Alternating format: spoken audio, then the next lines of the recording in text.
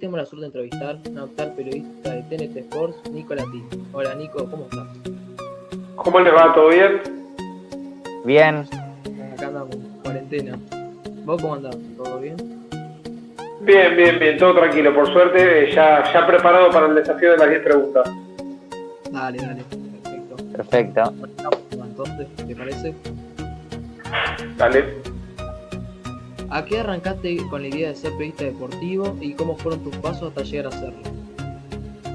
Mirá, me cuentan mis papás que a los 12 yo por primera vez les dije que soñaba cuando fuera más grande ser periodista deportivo, seguramente todo atado a lo fanático que era por los deportes en general, por el fútbol en particular y no por lo malo, pero sí por lo no muy bueno que era practicándolo. Entonces intuyo que de tan chico veía el periodismo deportivo como la única manera, como el único horizonte que me acerque al fútbol sin ser futbolista profesional. Está claro que no es lo mismo, que para ser periodista hay que estudiar, hay que estar informado, hay que relacionarse con gente, tenés que medianamente, no mucho, pero medianamente saber hablar. Bueno, hay otra construcción a la hora de ser periodista que es ser jugador de fútbol, pero por lo menos, repito, sin ser uno de los grandes protagonistas que saltan a la cancha, por lo menos estamos en el lugar de los hechos. ¿Tenías algún impedimento ahí de chico? Bueno, ahora están los canales de YouTube y eso, pero eso de esa época, no sé, escribías algo. Además, No, mi primer trabajo, mis primeros trabajos fueron, por ejemplo, a ver, la primera vez que trabajé como periodista deportivo fue en una radio de La Plata. Hacía la voz del estudio central, en un lateral, un saque de meta, un tiro libre en el entretiempo, actualizaba con la información del día en un partido de Gimnasia de Estudiantes. Y mi primer trabajo que tenía que ver con lo estrictamente en exteriores, es decir, la primera vez que salí a trabajar de periodista a la calle fue cubriendo partidos de hockey masculino y femenino para una página de hockey, así que ahí mi trabajo consistía en ir, pedir la planilla, ver el partido y escribir la crónica del mismo y que salía después publicado en un portal de internet. ¿Cómo llegaste a TNT Sport?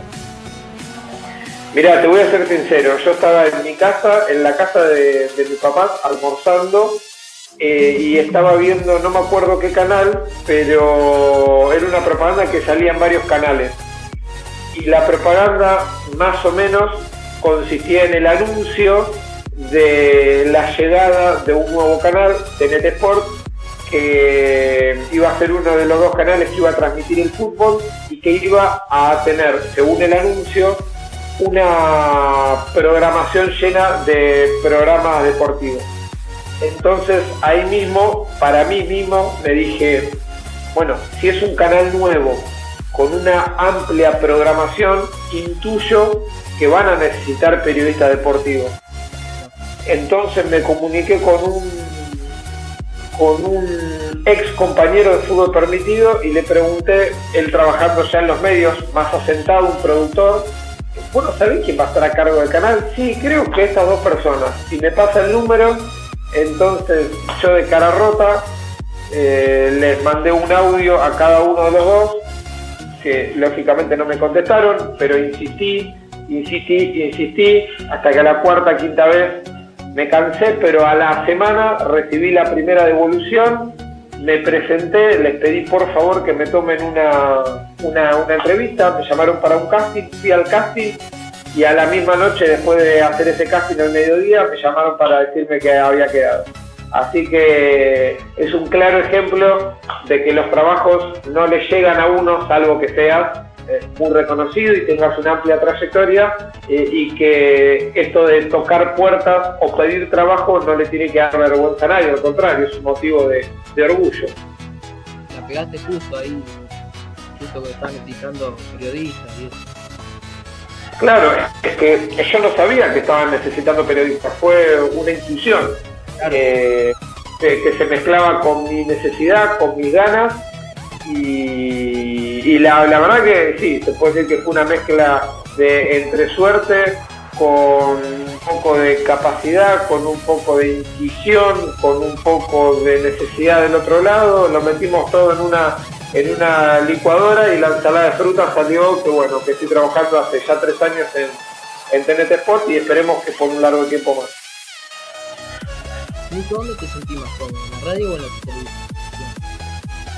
Es una muy buena pregunta. Te tengo que responder que en las dos, pero si me apurás y veo en tu mirada que me estás apurando, te voy a decir en la televisión. Y lo que más me gusta hacer dentro de la televisión es campo de juego en los partidos de primera división. Después está todo buenísimo. La radio está espectacular, estar en un programa de debate está buenísimo, presentar noticias en un noticiero también, pero veo que no me das muchas chances de elegir varias cosas, entonces si tengo que elegir una, elijo en la tele y haciendo campo de juego. ¿Qué te gustaría hacer en lo profesional el día de mañana? Si vos me das una hoja en donde me asegures que de por vida yo voy a hacer campo de juego, te la firmo. Y hacer campo de juego significa no comentar un partido, obviamente que no relatar porque no sé relatar, pero repito, si vos me aseguras que de por vida puedo estar en un campo de juego en los partidos de primera división, en partidos internacionales, te lo firmo. Después también me gustaría estar como columnista deportivo en un noticiero. Y estar ahí en el campo de juego es un plus, ¿no? Porque estás con el cuerpo técnico, la hinchada, todo. La verdad que es un privilegio, es como algo sobre lo que te comentaba hoy. Vos estás dentro de un lugar en el que están los protagonistas, que son los 22 jugadores, los 14 suplentes, 7 de cada lado, los entrenadores y los cuerpos técnicos. Y después podés tener desde una persona hasta 80.000 alrededor, con todo lo que eso significa. Yo te puedo asegurar que después de ver durante muchos años como futbolero partidos o en la tribuna o en la platea o en un sector de prensa, a verlo en el campo de juego es otro deporte totalmente distinto.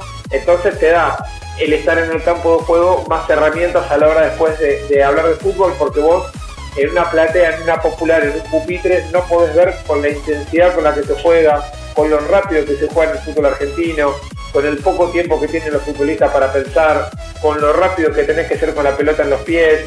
Entonces sí, como decía vos, es un plus estar ahí.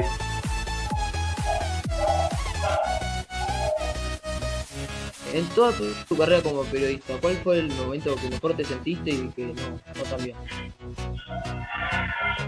Mirá, sentirme bien me sentí siempre, pero si tengo que elegir un momento es no una, sino cada una de las notas que le pude hacer a Maradona. Tuve la suerte de hacer notas importantes, me tocó hacer de Bocchini, Tevez, Zanetti, Maxi Rodríguez y varios nombres importantes más, pero lógicamente que por encima de todas pongo a Maradona.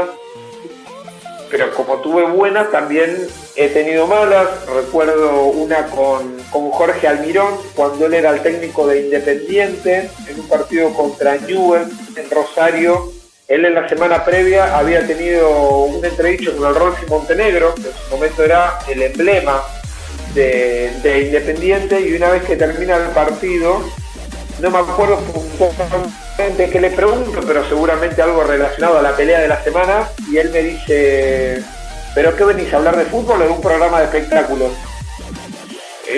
Bueno, ese fue un momento incómodo, pero bueno, uno siempre cuando va a hacer una pregunta tiene que estar preparado para la respuesta también. ¿El mejor jugador al que entrevistaste y que más bien la pasaste? Al mejor jugador por lo que hace dentro de la cancha, a ver, lógicamente que Maradona, pero por lo que a mí me tocó ver, te voy a elegir a Tevez. Y con alguien con el que la pasaba muy bien cada vez que lo entrevistaba, no era un jugador, era un técnico, pero bueno, es un ex jugador, Pedro Troglio. Un tipo muy divertido, sin pelos en la lengua, que no la caretea, que te dice lo que te tiene que decir cuando gana, te dice lo que te tiene que decir cuando pierde, también cuando empata y ese empate es bueno o es malo, yo creo que un tipo con el que siempre la pasa bien es contra mí. Gane o pierda. Cuando fuiste a cubrir a Gimnasia en la bienvenida de Diego y también en varios partidos, ¿qué sentiste cuando hablaste con él?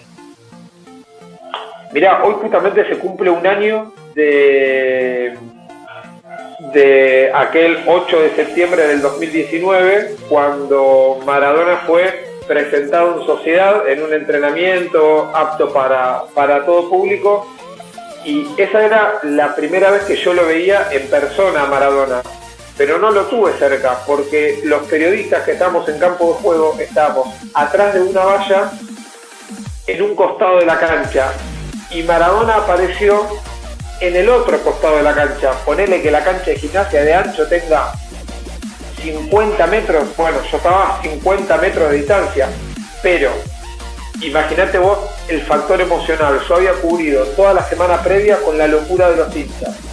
Era que llegaba Maradona a un equipo de la República Argentina, que a mí ya me habían dado la tarea de Pobas a cubrir al Gimnasia de Maradona, que la gente estaba emocionada, loco.